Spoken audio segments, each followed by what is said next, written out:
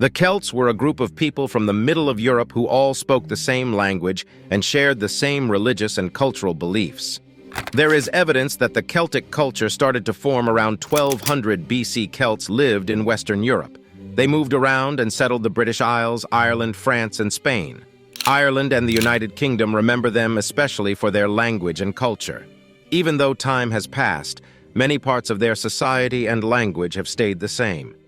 The first records of the Celtic people came out in the 7th or 8th century BC. The Roman Empire, which ruled much of southern Europe at the time, thought that the Celts were savages. They weren't too far off, as shown by the cruel and strange things they did. The terrifying appearance of Celtic soldiers. Celtic fighters knew how to use the way they looked to their advantage in battle. Diodorus Siculus says that the Gauls who invaded the Mediterranean were physically stronger than the people who lived there before. The bronze caps on these tall figures made them look like large, projecting figures. Celts were usually 6 feet tall and had either blonde or red hair. They rode horses into battle, which not only gave them an advantage in battle, but also made them look much bigger than they were. Many troops also wore metal or wooden horned helmets, which made them look much taller than they were. Men often put lime in their hair before going to war. Lime can be burned and can be used to whiten things. Their hair, which was already golden, got a lot lighter because of it. As the lime kept drying, it became harder. This gave the guys a crown of fire that kept them safe. Often, the head of the person in charge of the Celts' enemies was cut off. Before it was nailed over the door, this head was salted and rubbed with oil to keep it from going bad. The Celts who fought naked. Around the end of the 3rd century BC, a group of Celtic tribes from Cisalpine Gaul, where the Gauls lived in northern Italy, tried to attack the Roman Republic. The Insubres, the Boii, and the Taurisci all joined this group. The turning point in this war was the Battle of Telamon, which happened in 225 BC. Polybius says that a group of Celtic troops called the Gassatai liked to fight without clothes on. Polybius said that the Gassatai were Gauls who lived in the Alps and near the Rhone. Ancient historians say that Gassatai is a name that means service for hire. This means that these Celts were probably hired soldiers. No matter what happened, emissaries came to the Gassati and asked them to join the Celtic Union in fighting the Romans. They told their kings, Concolatenus and Anarostus, that if they went to war with Rome, they would get a lot of cash in the short term, and even more in the long term if they won. To top it all off, the Celts promised themselves to be faithful friends and reminded them of the success of their own ancestors, who had not only vanquished the Romans in combat, but after the war had stormed and seized Rome itself. On no occasion has that province of Gaul sent forth such a large army, or one consisting of men so renowned or so warlike, writes Polybius, demonstrating how the Gassatai were so anxious to participate in this endeavor. Gassate fighters often went into battle without even pants or light cloaks, while their fellow Celts wore these things. Diodorus Siculus also said that some Celtic troops fought in battle without clothes, but he didn't say which tribes did this. Polybius says that the Gassatai fought battles without clothes for 2 important reasons. First, they wanted to show their fans and opponents that they were sure of themselves. Second, this type of fighting seems to have been more successful because part of the ground was covered with brambles, which would catch in their clothes and make it hard to use their weapons. Strangely enough, the enemies were supposed to be scared of the naked fighters. Polybius says that the Gaissati didn't have any clothes, which was a big problem when they fought the Roman spear soldiers at the Battle of Telamon. Given that the Gaulish shield did not provide full body protection, the Gauls were disadvantaged due to their lack of clothing. Finally, unable to drive off the javelineers due to distance and the hail of javelins, and reduced to the utmost distress and confusion, some of them, in their impotent rage, rushed wildly on the enemy and sacrificed their lives, while others, retreating step by step on the ranks of their comrades, threw them into disorder by their display of faint-heartedness. The javelineers succeeded in crushing the Gassati's will to fight in this way. Human sacrifice and cannibalistic rituals were common among Druids. In old Celtic communities, Druids were very well liked and respected members of society. Druids were respected not only as spiritual leaders, but also as judges, storytellers, doctors, and government advisors. Archaeologists think that old Roman stories about how cruel Druids were are more likely to be true now that new evidence suggests that Druids may have done things like murder and ritual human sacrifice, possibly on a large scale. When the Romans came to Britain in the 1st century BC, they told scary stories about the high priests of the Celts, a people who had spread across most of Europe over about 2,000 years. The native Celts, according to Julius Caesar, who led the first Roman landing in 55 BC, think that the gods delight in the deaths of prisoners and criminals, and when the supply of captives runs short, they sacrifice even the innocent.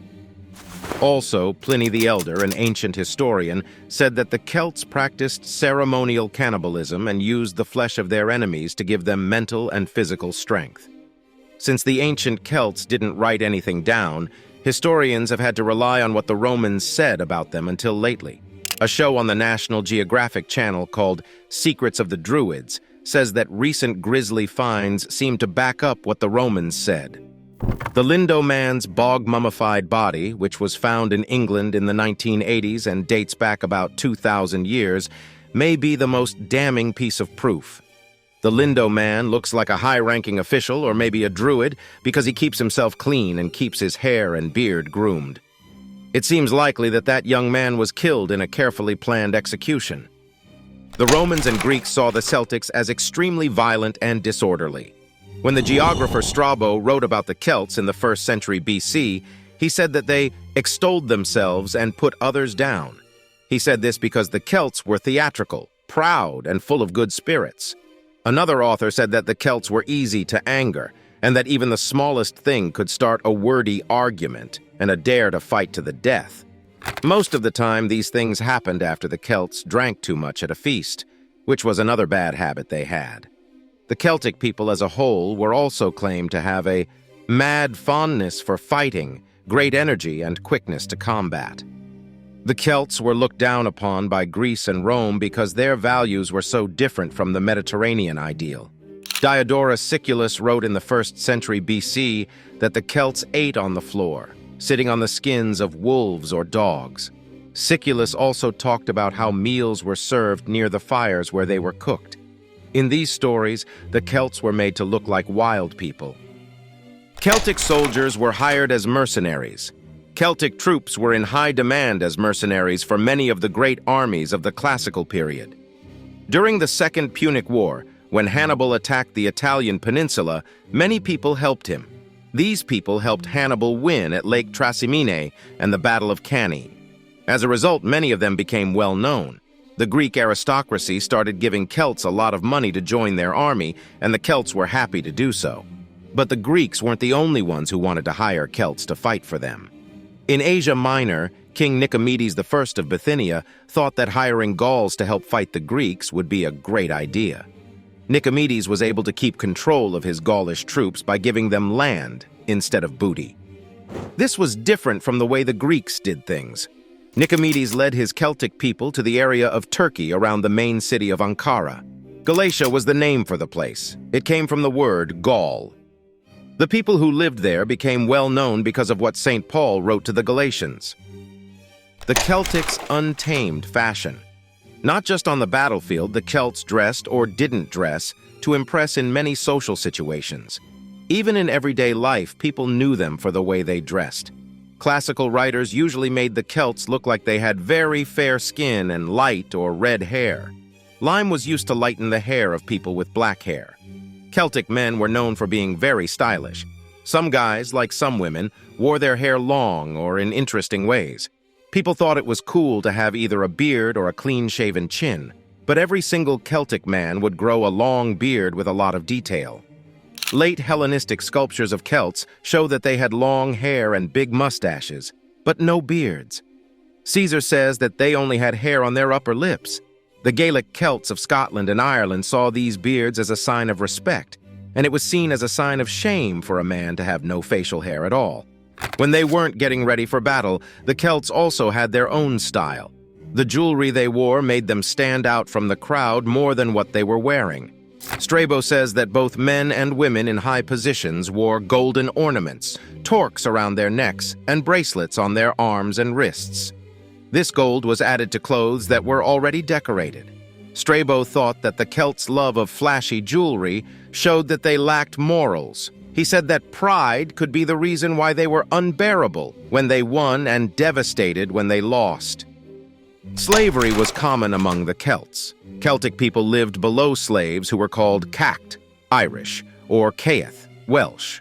Since these two words sound like the Latin word captus, it's possible that the Celts learned the saying when they traded slaves with the Romans. Most Celtic slaves were taken prisoner in war or during raids. As a sort of punishment, slave labor was often given to people who broke the law or owed money. A Celtic rite site on Anglesey called Elin Carrig Bach shows that the Celts were forced to work. Slave neck chains were found in a pile of metal items from before the Romans, along with swords, horse tools, and food pots. We hope you liked this video. Subscribe to the channel if you're a history addict, and please let us know about civilization or time period we should talk about. Also watch another video here.